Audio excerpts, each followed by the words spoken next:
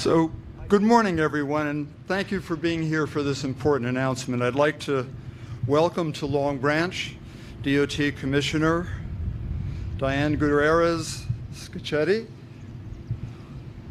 New Jersey Transit President and CEO Mr. Kevin Corbett. We also have with us Congressman Frank Pallone, Senator Gopal, and Assemblyman Eric Hotaling. From the city, I'd like to acknowledge our Council Vice President, Dr. Mary Jane Selly, and from the city we also have Business Administrator George Jackson, Communications Director Lindsay DeAngelis, and our engineer who's responsible for a lot of what's going on here, Laura Newman.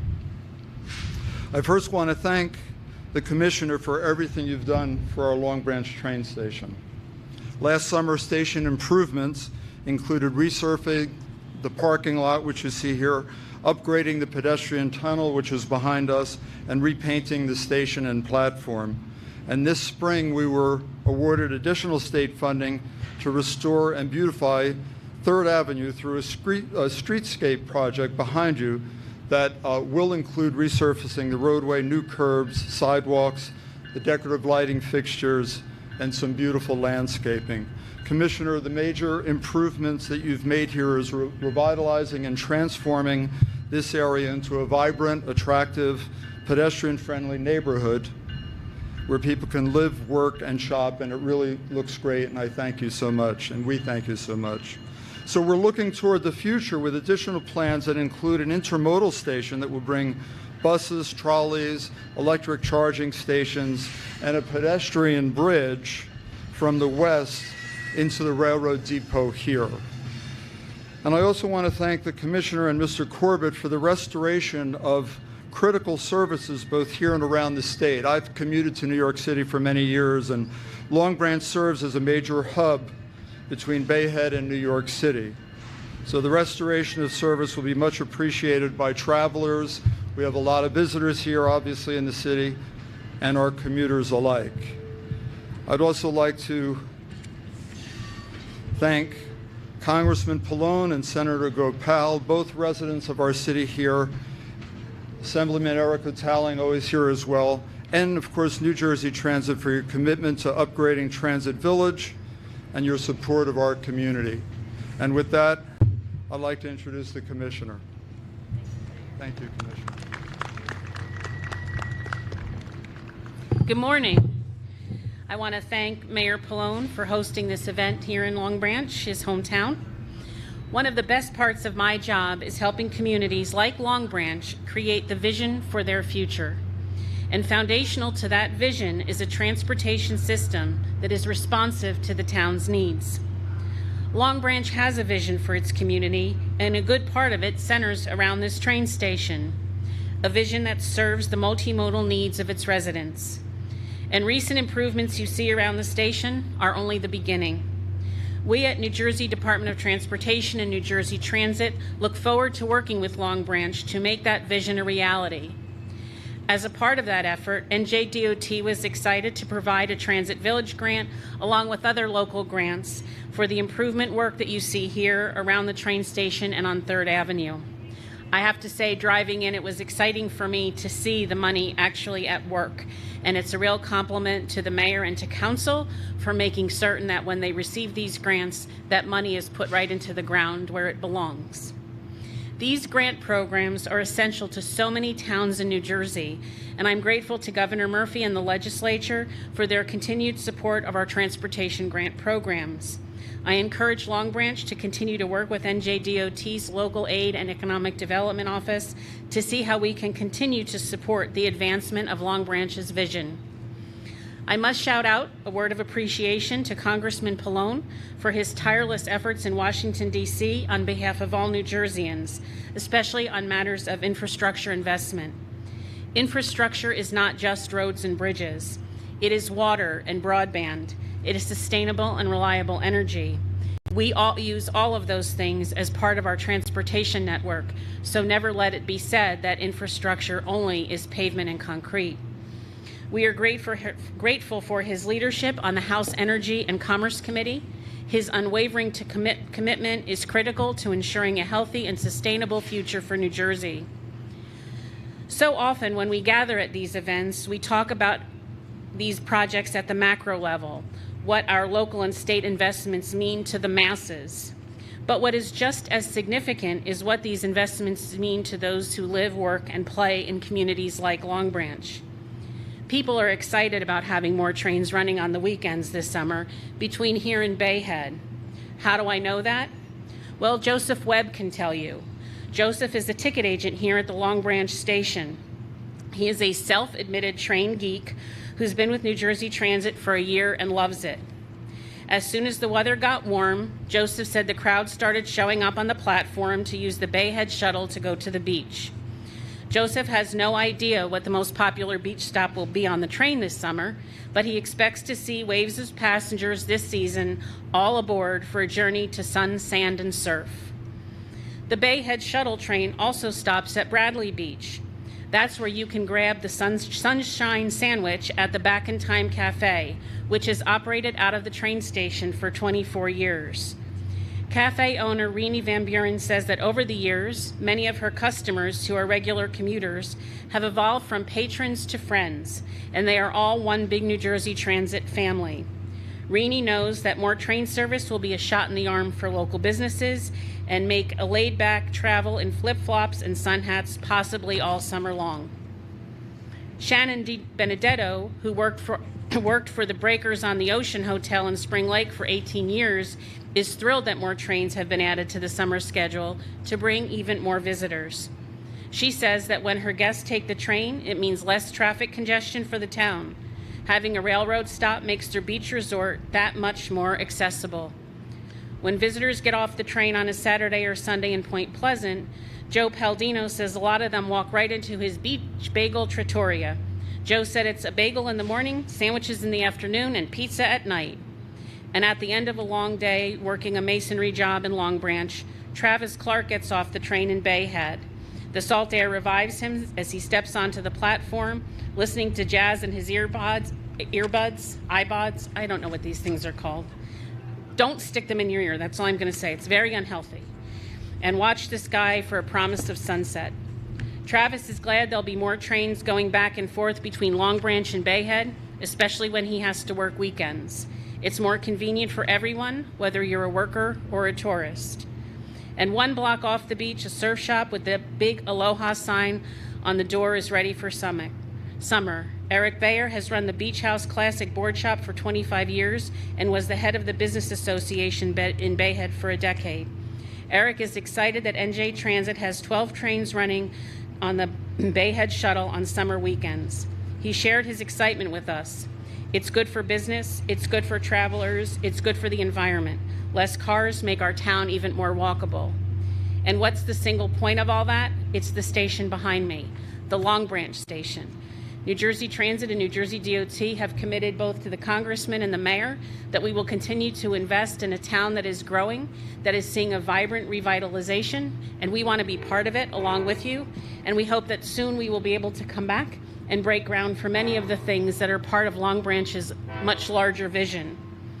But what is at the heart of all we have to look forward to this summer? It's New Jersey's measured and successful management of the coronavirus. I know it was tough. It was a tough year on everyone, no doubt about it. But with continued vigilance and encouraging our friends and family to get vaccinated, New Jersey has so much to look forward to. Summer days, picnics and family celebrations, baseball games, and so much more. So stay healthy, New Jersey. Encourage those around you to be vaccinated. Get vaccinated if you're not. My appointment is Friday at I think that's an endorsement. My vaccine appointment is Friday at 4 p.m. I'm looking forward to it, and it will mean for us the continued celebration, not just through the summer, but through all year long. And it is now my pleasure to introduce the President and CEO of New Jersey Transit, Kevin Corbett.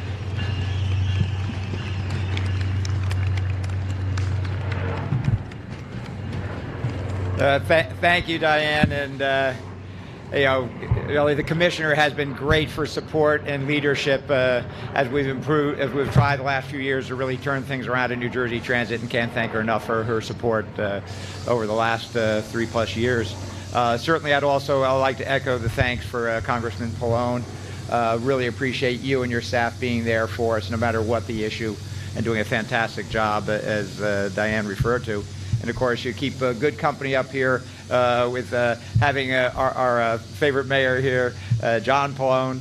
And John, thanks for everything. Certainly, as we were saying earlier, just coming down and seeing the streetscape changing now. It really looks like a main street with the new light fixtures, the plantings going in. It really is going to be a whole different vibe. And, you know, as Diane said, it really does help cement this as being a real attractive destination. So appreciate all that you do in working with your office. And, of course, State Senator Vin Gopal. Vin has been on the transportation issue and for transit from day one, have been there for us, and really appreciate everything he and his staff have done. You know, from my aspect on New Jersey Transit, we really are proud to announce, as Diane referred to, a significant set of rail schedule enhancements to provide our customers with greater frequency and travel options as we emerge from the pandemic. Taken together, these enhancements include the restoration of nearly 60 trains just in time for summer, and as we see steadily rising, increasing ridership coming back to the system. So the headline today is the major improvements coming to the New Jersey coastline, which is obviously critical, particularly as a junction like Long Branch. And beginning on June 6th, New Jersey Transit will add 12 trains to the coastline, providing 6 additional round trips between Bayhead and this station, Long Branch, for all our customers looking to really get back to the beach this summer. These train enhancements, along with all the other work that Mayor Pallone is doing to improve the streetscapes around Long Branch, really benefit every customer who travels to and from the station. The additional train service will also pump life into communities up and down the coastline, making it much easier for customers to go where they want to be going, and for the economic activity that Diane referred to, that happens at all the stations that are impacted. So aside for the improvements to the coastline, we'll also be restoring full weekend train service for our Gladstone Branch with the reinstatement of 39 trains, ending the substitute busing on that line that we've been doing on the weekends. And we're restoring 4 trains to and from Penn Station to New York on our Northeast Corridor line. We'll also be restoring 3 trains on our Raritan Valley line to and from Newark Penn Station, and implementing many more improvements throughout our rail network. I would note that it wouldn't be here today without a full roster of locomotive engineers. I know many of you followed how depleted those ranks were, and you can't run trains if you don't have engineers. And finally, we've been able, after 3 years of really hard work and a long training program, to be able now have achieved just about 6 weeks ago. Diane and I were with the governor for an event marking the achievement of a full roster that took aggressive training and hiring to get to a full roster of engineers. So we'll have both the trains and the engineers to operate them. So it's a very different field coming into this summer than some of the past years. I would say that all these improvements are just part of a whole list of comprehensive efforts that we've been preparing New Jersey Transit for the return of those customers who haven't been riding with us the last year. A lot of things on our app, and efforts from whether it be Vax Ride to our whole campaign that we've just recently launched, While You've Been Away, a public information campaign. And for those who haven't seen that, we'd really urge you to visit njtransit.com/progress to view a great video and a comprehensive list of the improvements we've made across the entire system over the last year or so. And I think it all just goes to show that New Jersey Transit is working harder than ever with a single focus of delivering our customers kinds of service that they really deserve and have long been waiting for. There's no doubt today New Jersey Transit is a safer, more reliable, and more customer-focused organization than ever. So with that, it gives me great pleasure to turn the floor over to a great friend and supporter, as I said, New Jersey's 6th Congressional District, and it's been, 17 full terms, Congressman? There's something like that, just a great record. It's now, it's my pleasure to turn the podium over to the Congressman.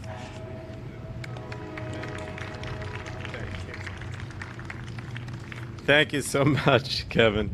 I always tell everybody, I don't usually say it to the press, though, that after so many years in Congress, you don't say how many years you've been in Congress, because people say, well, maybe you've been there too long.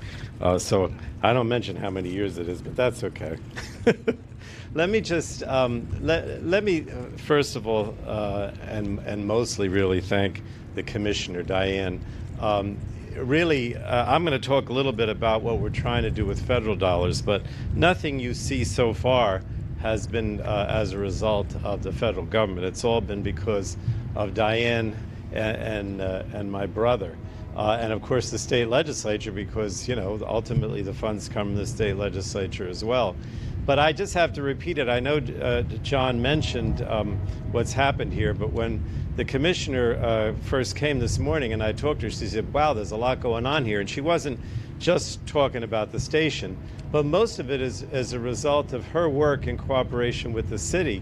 And so I'm just going to mention it again, because if you had been here a couple of years ago, you wouldn't see really much of any of what you see now. I mean, first of all, last summer, the state, under Diane and New Jersey Transit's auspices, repainted the platform in these buildings. They put new lighting in the tunnel, which is underneath here. They resurfaced the entire parking lot with the new lines that you see. None of this was here before. And then this year, it's not even completed, with a grant from New Jersey Transit, I think 2 grants actually, Diane, and a match from the city. They did the streetscape, the new sidewalks, the new lamps. You don't even see the landscaping yet. That's to come. Resurfacing of the street, that's to come.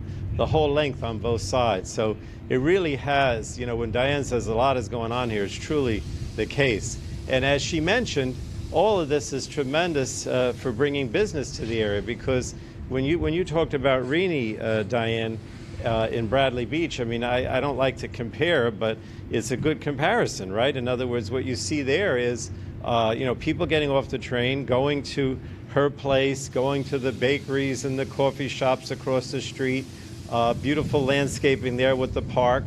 And it creates a neighborhood, as the commissioner mentioned, a neighborhood atmosphere, if you will, that really didn't exist much before. And that is true. That's what's happening here. It's already happening. And you may not realize it because, you know, you don't see it, but since I go by here almost every day when I'm in town, I see the difference. And we're not even talking about the hospital and some of the other development that's taking place, just the neighborhood atmosphere that you described at Rini's place and at Bradley Beach. That's what's happening here. There's no question about it. But my role really is to talk about the federal government and what we can do next. And when I was talking to Diane this morning, she asked me about the status of this federal jobs or infrastructure initiative that President Biden and Kamala Harris, the vice president, talked about a month ago. And we're still hoping that that's going to become a reality. And that's not just the brick and mortar. It's also what I call infrastructure social programs. So the brick and mortar is important. And a big part of that is going to be money that would be used for places like the Long Branch train station, but not just here, all parts of the state.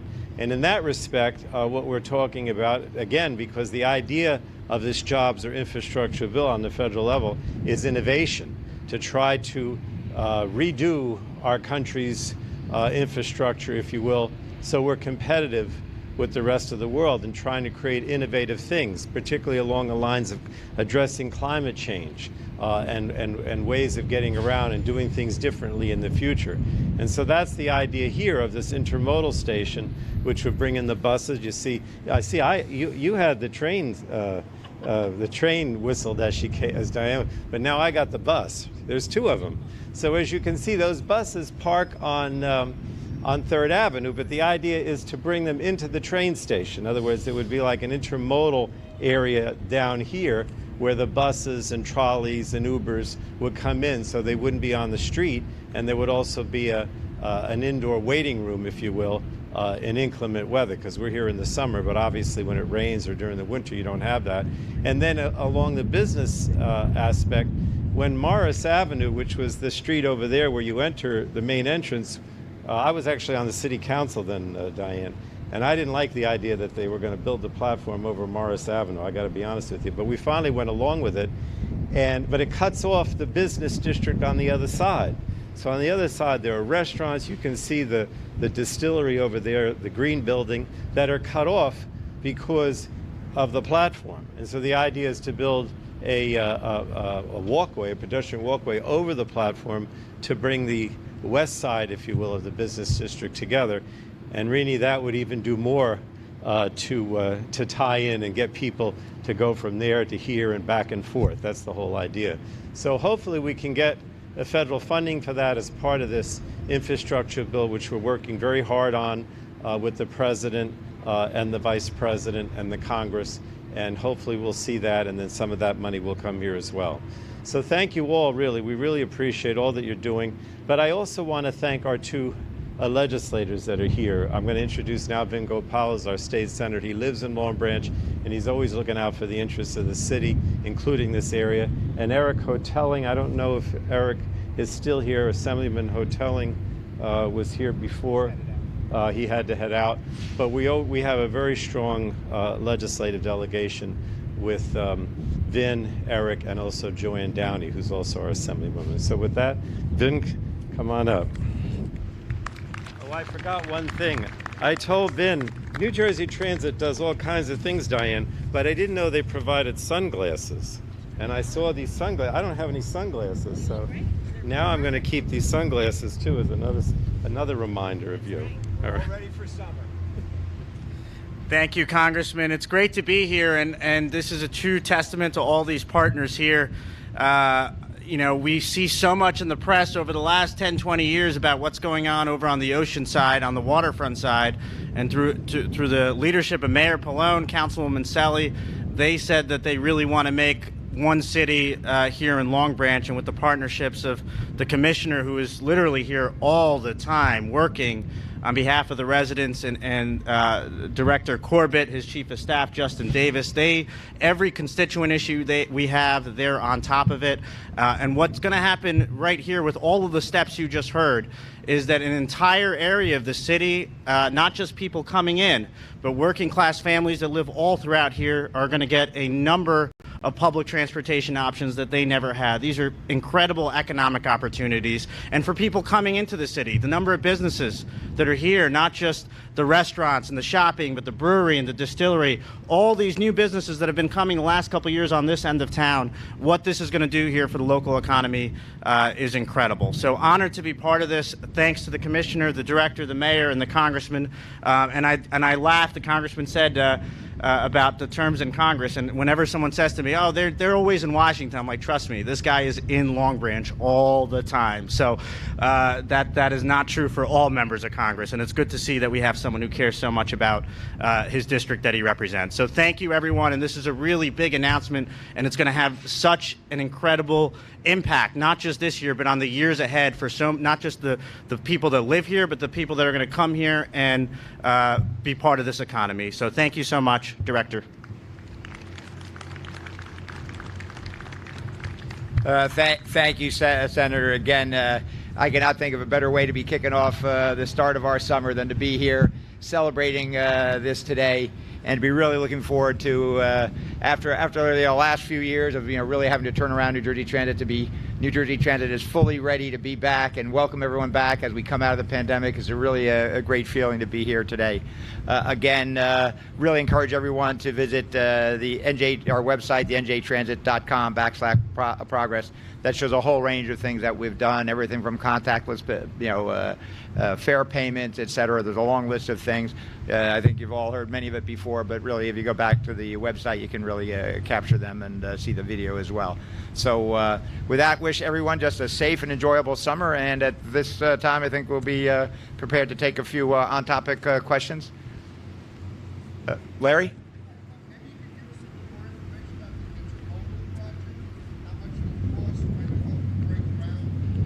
Yeah, I think Larry will give you more details, as far as budgets and whatnot. We can get back to you on the details. It depends. Some of that's still in the planning stages, so we don't have a final estimate on the projects. And certainly, I know the one that is in that category, though, is near and dear, is for the Congressman referred to as the pedestrian bridge over at the north end of the station.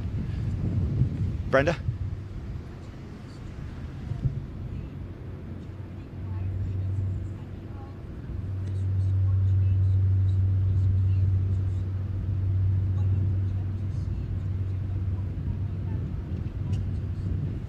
Yeah, I'd be glad to. And it's funny, Rini and I were just talking about that before coming up, that you really see two sort of interesting data points. The last month, I think, with the governor, with the vaccination program, you look at where we see what New Jersey's really come out ahead of the pack as far as really getting those numbers down, the medical numbers down, where people are feeling safe to come back to the system. And we're really seeing that in the last 3-4 weeks. Ridership steadily coming back up. It's sort of like a Wall Street chart, where you see it go up and down, but we really see the trend going up. And the last few weeks on the rail ridership, still a long way to go, but it's been up over 35%. And you can remember, originally it was single digits and then was climbing into, 12, 15, 18%, that range. We're now, daily up above 30%. And what's really interesting, which, there may be a mixed opinion whether people really want to go back to 5 days a week commuting to the office. We'll see as, offices start opening up this summer, and certainly come September. But what's interesting is people definitely want to get back and enjoy life. So on the weekends, what we're seeing is ridership at 40% and even 50% on some of the routes. So we really see people eager to get back, into, particularly into the city, where you don't have New York, where you don't have the offices open yet. But we really are seeing on the weekends ridership picking up. And Rini was just saying yesterday that there were about 100 people at Bradley Beach on the platform outside her place going back on, which is even sort of like a pre-COVID high. So we really see that ridership, and we're watching over the summer. Our from a fiscal perspective, our budget is 60% starting July 1 for the fiscal year coming up. We've budgeted 60% of ridership, but I'm optimistic we may see better than that as people really start coming back. Even taking us to go to see Yankee games, Larry. Yes, Brenda.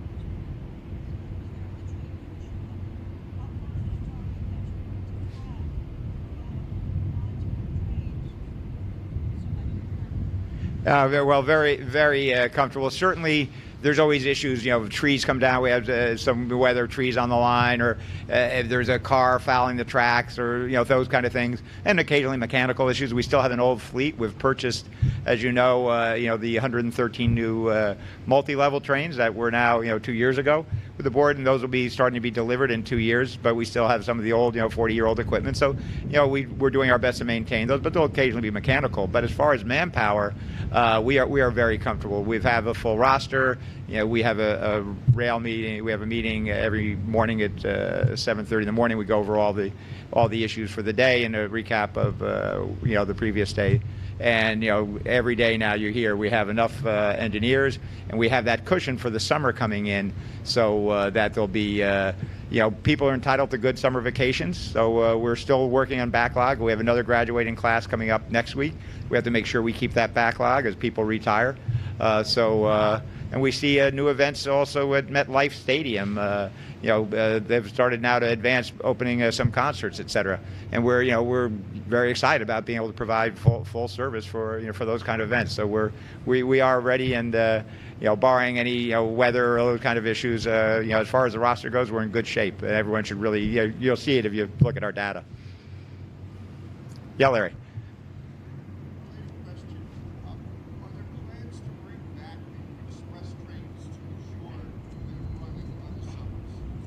Yes, we're looking at that. We're seeing how this goes and how the ridership goes, but that certainly is on the cards. We do a pick, summer pick and a fall pick, but we see ridership really picking up beyond what we have now with this, the restoration of these 60 trains that we're adding back in. If we see a need to do more, we certainly have flexibility even in the short term to add more trains. But then we'll look at the fall pick, see how the summer numbers go, and then that certainly is something we can be positively open to. If that's it, thanks so much for coming, and thanks everyone, and enjoy the summer.